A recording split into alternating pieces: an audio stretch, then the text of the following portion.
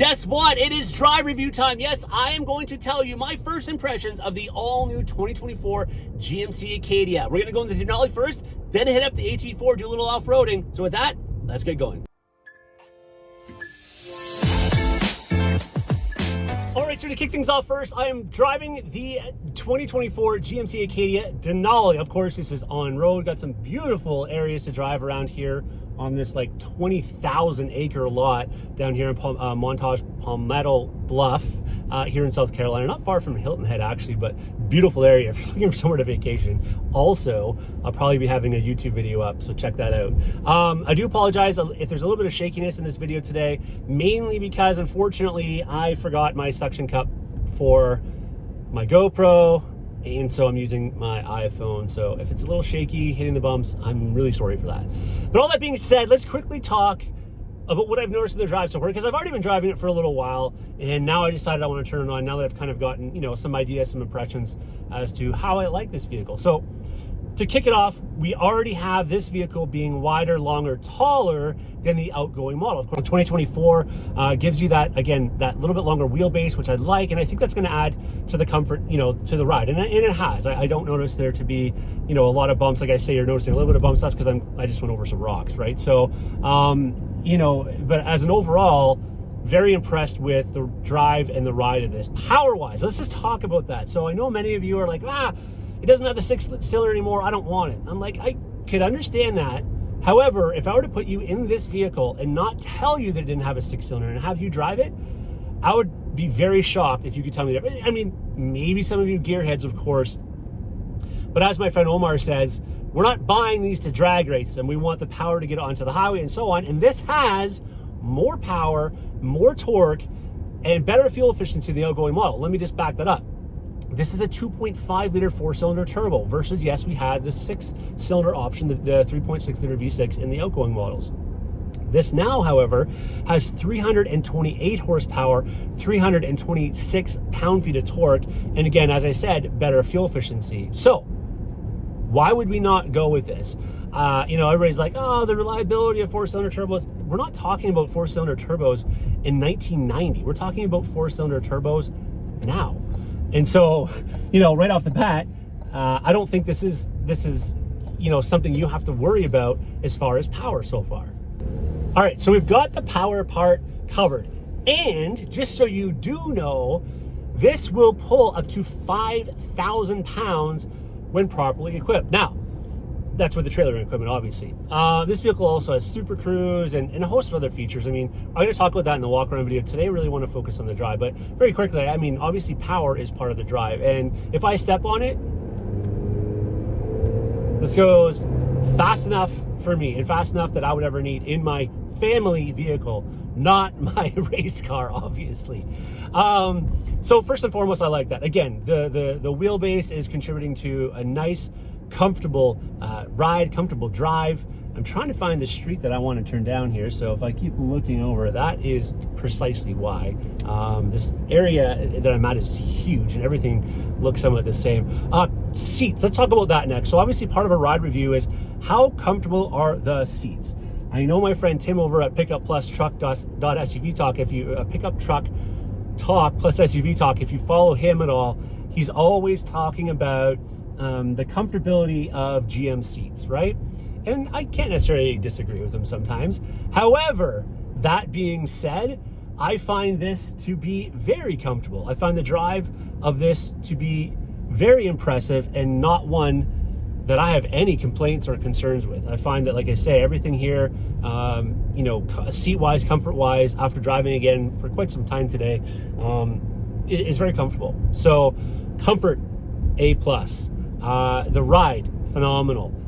Quietness of the cab. So right now, I don't have anybody in here right now, but I did have my friend Omar as a passenger earlier. We didn't have the music on because obviously we're talking about different things. We're always talking about vehicles and so on. And we could talk, you know, and I'm talking to you right now, right? You know, I'm not going super fast. I'm going about 40 miles an hour where I'm at right now. It's not like we're on the highway or the freeway, but very, very quiet cab, which is something else that I can obviously appreciate, especially if you have people in your second or third row that you're talking to, whether it be kids or whomever. You want to be able to hear them, right? And so that being said, I like the ability to have, you know, have a quiet cab. So another thing I like is the quiet count. The openness of this is great too, especially with the now big panel sunroof in this, which again I'll talk about during my walk around. But the big panel sunroof really makes it feel light, makes it feel open, and again feel bigger than it really is. And as far as handling, I mean, the steering wheel, the steering control is absolutely phenomenal. I don't feel any pushback. It doesn't feel heavy, and it certainly doesn't. I did take it, faster on some corners just to see how that handling was. Again, being planted, that longer wheelbase, we're not getting a lot of body roll. Very predictable, basically, is what I'm trying to say in its handling, and obviously that's important in a vehicle, especially one of this size. Yeah, we're not a Yukon size, but we're getting close. I mean, this is the largest Acadia ever built, and it doesn't feel that way, which is exactly the that mix that you want, right? A big vehicle, you can put a lot of things in, but not one where it's going to feel like you're driving a school bus, right? And you're wrestling it on the road and so on. So again, engine power, the cabin noise, that's contributed with the engine power. Even though it's a 4-cylinder turbo, they have active noise cancellation in here, which obviously aids in that department, so you're not hearing the engine as well. All these things contribute to giving you a great riding, properly suspended, phenomenally handled and appropriately powered GMC Acadia Denali. Now, what's interesting, in the next part of this video, I will be taking the AT4 version off-road, so we'll be talking about that. But before we get to that, very quickly again, what I want to mention here is this does have the Super Cruise availability in it. I haven't tested it out too much. There's one area we get tested for a little bit, and on 2-lane highway, by the way, so over 750,000 miles of highways in Canada and the United States.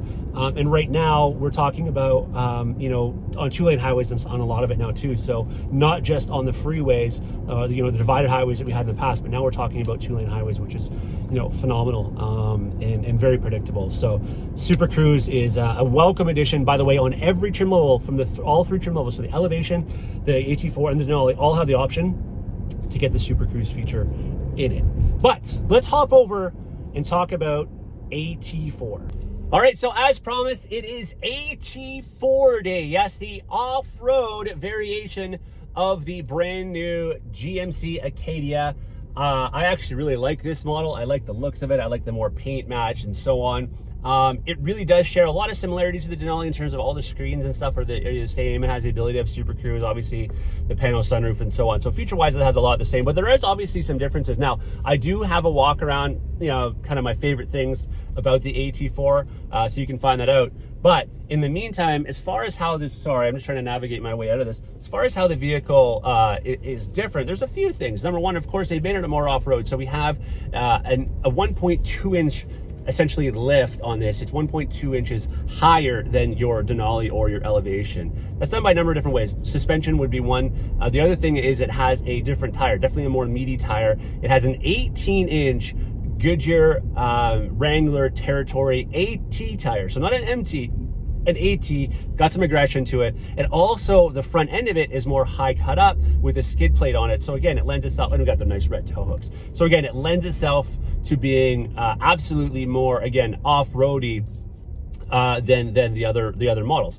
The other thing is, it's all time, not all time, but it's only available in all-wheel drive. Now, for you Canadians out there, the Elevation, the AT4, and this vehicle here, and the Denali, pardon me, they're only all available in all-wheel drive. In the United States, you can get the Elevation and you can get the Denali in front-wheel drive as well as all-wheel drive. Just wanted to put that out there.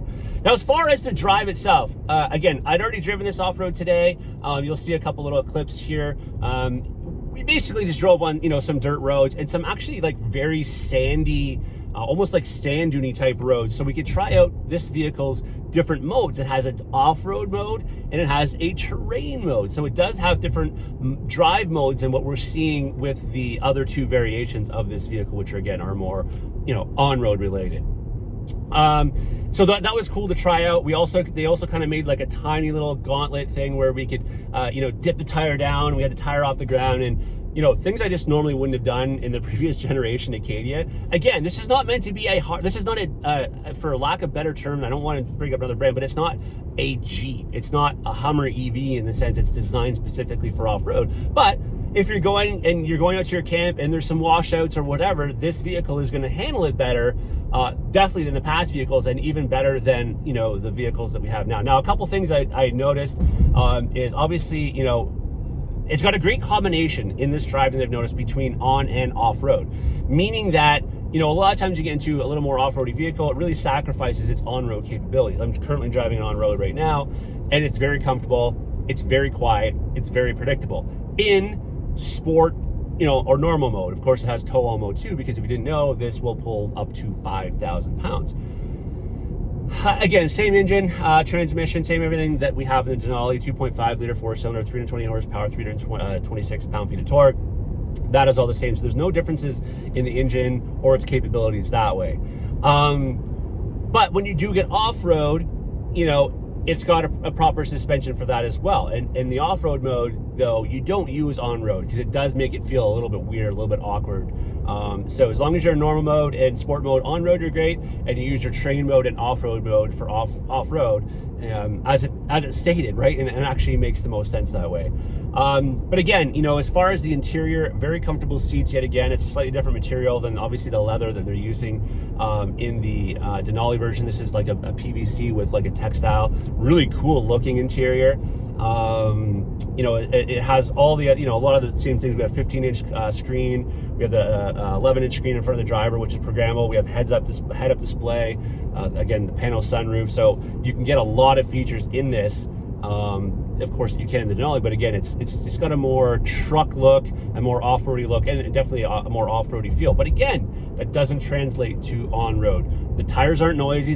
They're ATs, not MTs, so the tires are quiet, which of course keeps the cabin quiet. Again, I'm talking to you over this video. I'm just using my phone. I don't have any special microphones, and you're not really hearing, I'm sure you're not hearing any engine noise or anything like that. Power and performance, much like I talked about earlier in this video, very much the same in terms of this vehicle to the Denali.